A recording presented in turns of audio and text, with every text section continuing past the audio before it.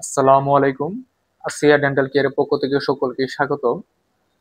আহ, অনেকেরই যে দাঁতে ব্যথা আসে, দাঁতে কেন ব্যথা আসে, এই ব্যথা আসার কারণটা বোঝা খুবই জরুরি। দাঁতে ব্যথা আসার বিভিন্ন কারণ থাকতে পারে, দাঁতে গর্ত বা কেভিটি, বা দাঁত ভেঙে গেলে বা দাঁতে ইনফেকশন হলে ব্যথা আসতে পারে। এখন দাঁতে ব্যথা আসলে কি করবেন? প্রথম অবস্থায় আপনার এই ঠান্ডা সেক দিতে পারেন।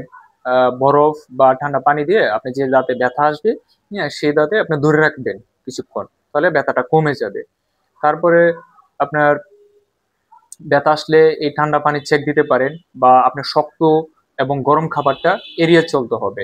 শক্ত এবং গরম খাবারটা খেলে কি আপনার ব্যথাটা আরো তীব্র হইতে পারে। বা তারপরে হচ্ছে আপনি ব্যথানাশক কিছু ট্যাবলেট খেতে পারেন।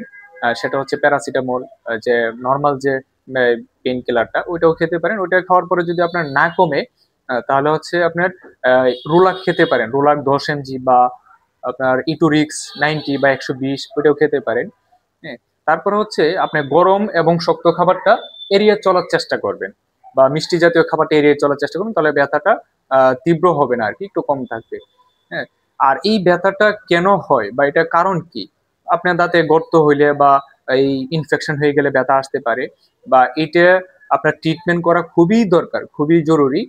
তাহলে আপনি একজন ডেন্টিস্টের কাছে যাবেন, যা দাঁতে ফিলিং করা লাগতে পারে, হ্যাঁ, বা রুট ক্যানেল করা লাগতে পারে, বা দাঁতটা ফেলে দেওয়া লাগতে পারে।